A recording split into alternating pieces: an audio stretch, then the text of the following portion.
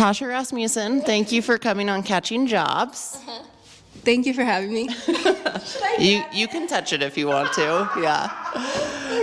Okay. So before we get into why we're talking, which is your side hustle, we're going to talk about like where you came from. So how you got to where you are in Colorado right now. Okay. Well, I moved from Las Vegas about 10 years ago.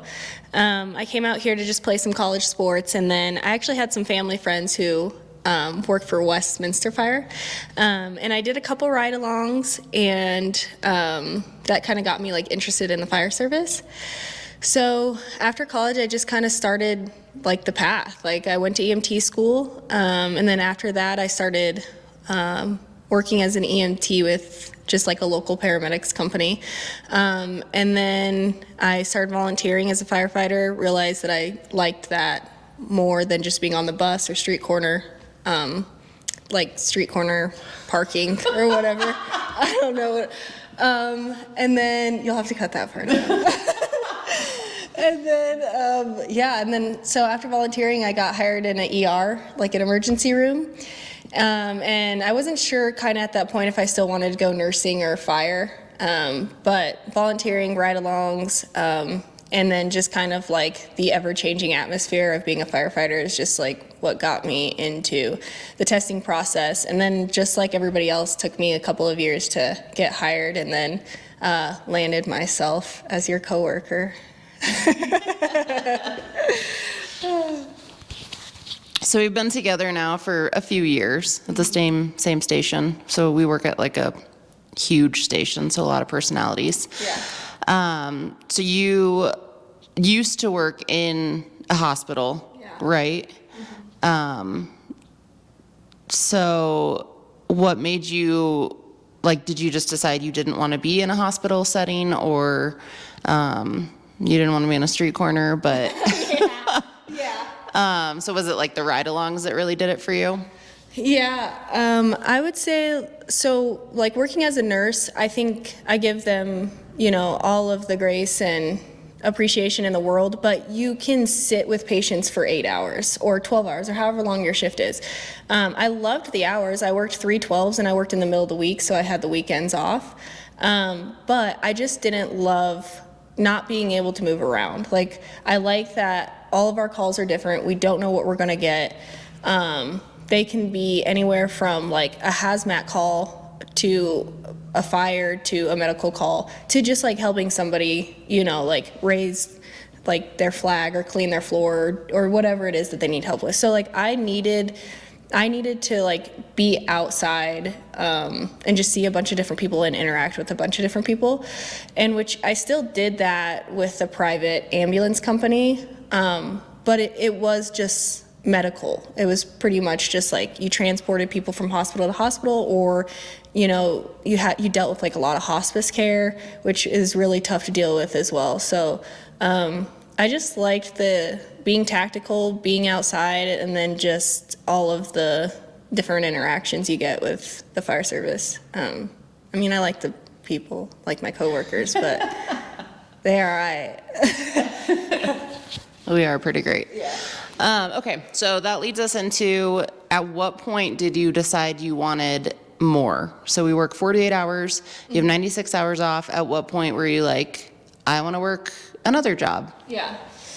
Well, I think like growing up, I played sports like my whole life. And then going to college, I continued to play sports. So I was pretty used to having like a full schedule. And actually, once I got hired in my first year, I was really tired. Like I needed the 4-day, and I would like sleep and recover, and then it felt like I was just going right back to work. Once I got my feet underneath me, I actually went to the complete opposite side of the spectrum, and I was getting like bored. And I was feeling like if I wasn't doing something, then I wasn't being productive. So I like started doing more at the gym, started picking up more activities, but then I was like I just felt like I needed something like purposeful. And so I started teaching at Red Rocks at the college. I had some friends that worked there that kind of got me in, but I also am still teaching with the instructor who taught me when I went through EMT school, which is like full circle.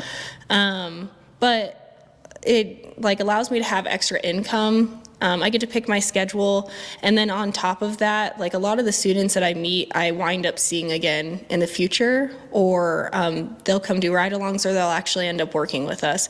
So it's just kind of a really cool setting to be in, to like watch people grow up and like also become firefighters and also want to help people. And so, yeah, that's kind of how I got started teaching EMT school, and I was teaching Fire Academy as well, and that just helped me keep up on my skills. So I don't know, it's kind of best of both worlds, I guess. Yeah, I could see that. You're like going back to the basics, which we don't always do. So, so if someone wanted to become, so you said you got in from your friends, like if someone wanted to become like an adjunct like you are, how would they go about that? Like it more than just Red Rocks too. Yeah, I would say the process has gotten a lot easier. When I've been there now, I think 6 years, but when I was first getting in, it was really all just who you know, and I don't feel like it's that way anymore. A lot of the times it is still word of mouth, but you can also go onto the website. There's a hiring process. It's really professional now. You go in, you put your application in just like any other job, and then they'll actually have you come back for an interview, and they'll go over like a skills assessment with you, and it sounds more than what it really is, but you kind of go through like a CPR kind of call, a couple medical calls, because really you're just teaching the basics of EMT. So you'll go in for an interview, you'll go in for kind of like a skills assessment, and then I'm sure that after that, it's just kind of like paperwork. You are working for a college, so you kind of have to go through all of their stuff too. But as far as becoming an adjunct, I think it's easier, I'm sure, than some of the other, college jobs. But I think it's similar to just going online and kind of searching. But yeah. Nice. What would you say like an average week looks like for you during the semester, like with your full-time job too? So we have a spring semester, we have a summer, and then we have a fall. Everything is just normal college. You still walk away with, I believe, associate's degree, so you have to put in the hours and the time. But normally for me, I would say obviously our 48-hour schedule, and then I try not to pick up any shifts right after we get off. So that's like really important for me to go home. I have 2 dogs at home, and it's nice to just like, if we get wrecked all night, I can go and rest, and if not, then I can go help out around the house and with the dogs. So it's important for me to not pick up anything when I get off shift, and then I try not to pick up anything when I'm about to go on shift.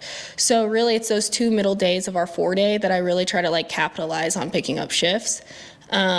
And they're split into 2 4-hour blocks. So you can do a full 8-hour day, or you can do a half day and do 4 hours, and either 8 to 12 or 1 to 5. So I really like the morning time. I get in 8 to 12, I'll teach, and then I'll go have lunch, and I'll go to the gym. So I really try to set up maybe once or twice a week and then do those 4-hour blocks. So you also have a boyfriend at home. What is his take on you working another job? Again,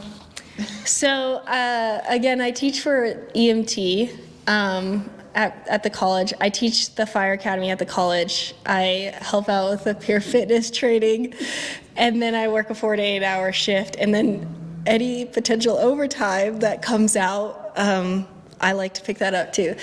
I would say, to be honest, in the beginning, it was a strain on our relationship. I think a lot of people don't understand that 48 hours is a lot in itself. It's more than what the average person works a week anyways. But it's just, to me, in my head, it's compiled. So I'm like, oh, well, I have 4 days.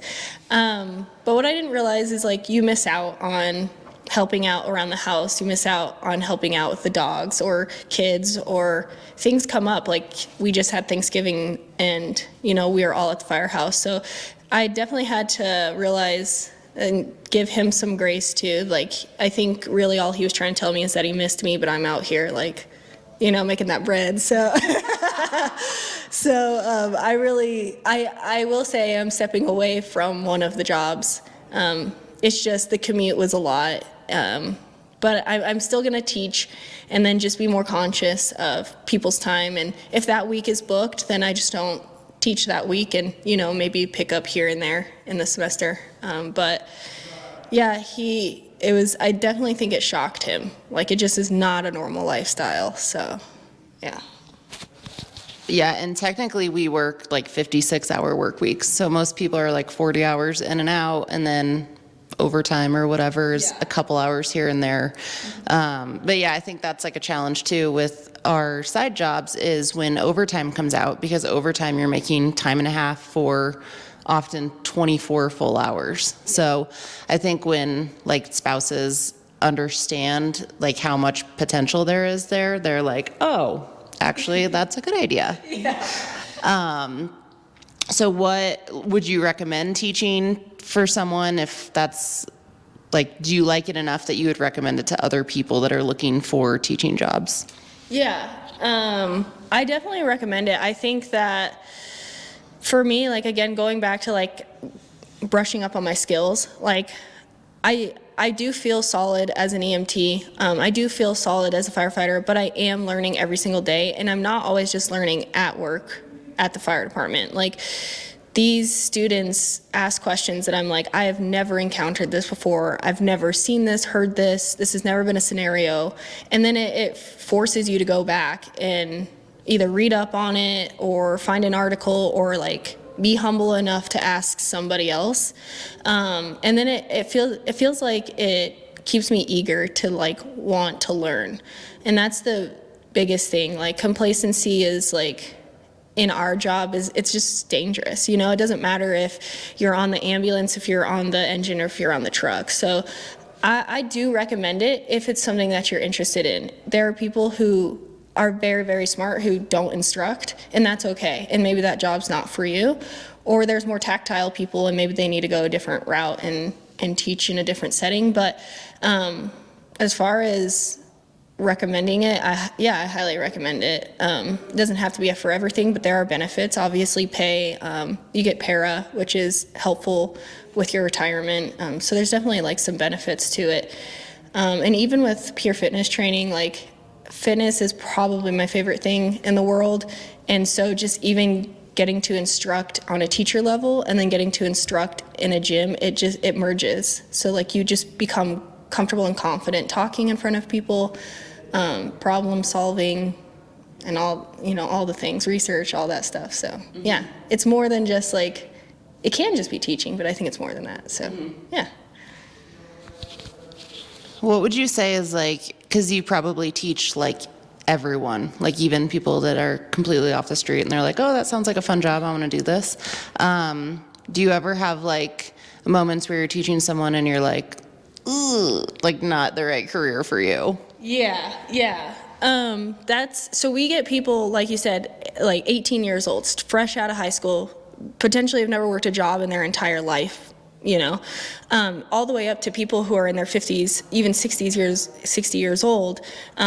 They've had a career and they just maybe want to go do something different or work as an EMT in a hospital, or EMT doesn't always have to be firefighter. So you get these people with all these different ideas, or even wildland, or people who work for Parks and Recs and stuff like that. So you get all different walks of life, and I would say there's definitely been a handful. There's probably at least 3 or so every semester that you're like, they're not gonna be involved in this world. And sometimes it's because they realize they go on a ride along and they're like, like blood is not for me, or whatever the situation is. So there's people who academically can't make it. There's people who physically, at this point in time aren't going to make it, maybe in the future. And then there's people who are just like, oh, this is not what I thought this is going to be. I have to like touch poop, like no way. So I think we're definitely portrayed as something else, right? Like online and TV, it shows us to be like these very heroic, like public figures, and not that we aren't, but that's not all our job all the time. So I think once people get a taste of what we actually do, they're like, ugh, I don't know.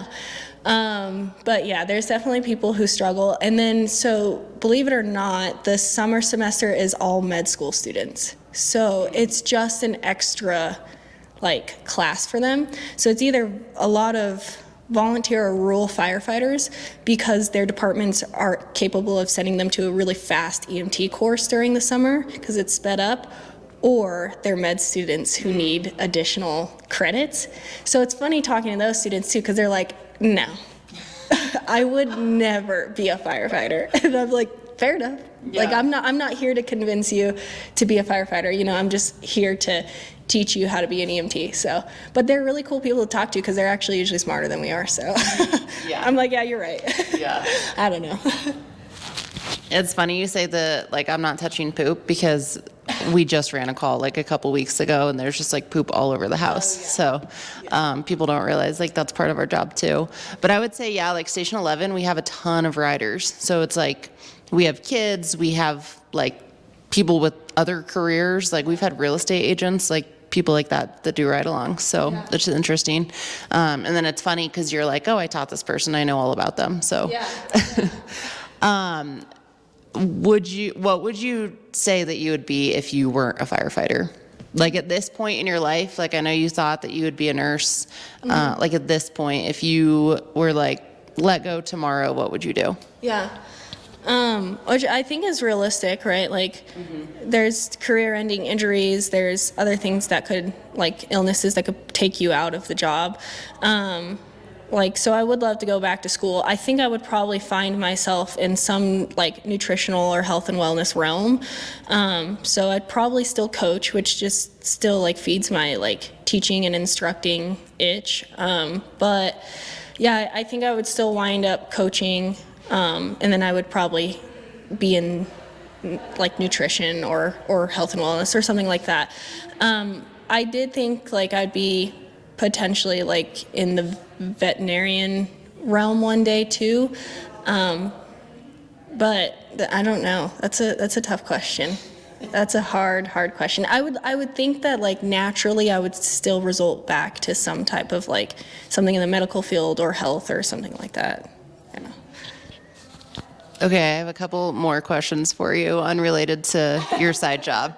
Okay.